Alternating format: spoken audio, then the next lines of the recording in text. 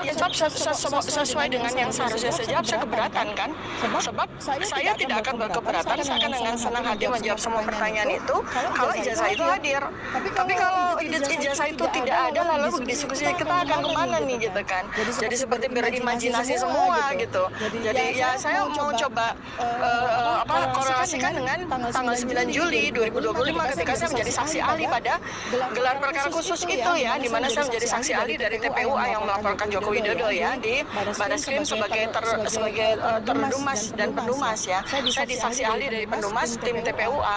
Kan di situ juga kita diskusi apa yang mau kita diskusikan. Kalau pada gelar perkara khusus yang harusnya sangat inti, sangat substantif adalah ijazah itu hadir dan dengan pemilihnya juga gitu kan, dengan Pak Jokowi Widodonya itu hadir. Sebab kalau tidak ada Pak Jokowi Widodonya atau tidak ada ijazahnya lah, terus gelar perkara ini untuk menggelar perkara apa?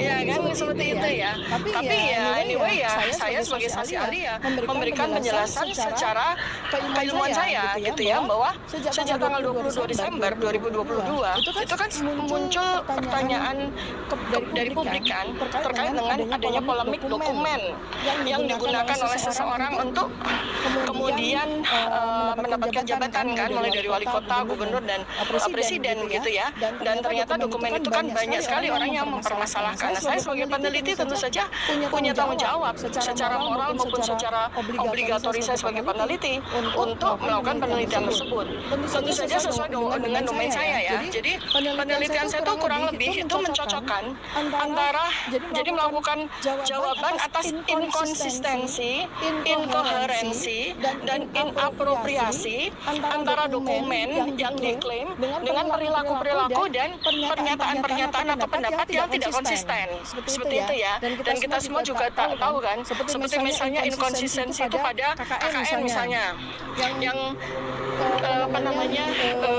Barreskrim mengatakan KKN itu terjadi pada akhir 1983, ternyata yang bersangkutan mengatakan awal tahun 1985. Nah, inkonsistensi ini ada di sini kan. Kemudian kita korelasikan juga dengan dokumen yang diklaim. Karena dokumen itu dinyatakan diperoleh pada akhir tahun 1985 di wisuda November. Artinya inkonsisten, inkoheren dengan KKN awal 85. Sebab tidak mungkin kalau mahasiswa UGM itu awal 85 baru KKN, lalu November 85 juga sudah wisuda. Nah ini ya inkoherensi dari variabel-variabel data inilah yang saya jadikan sebagai objek penelitian saya gitu. Nah jadi disitulah saya berperan kan ya untuk melakukan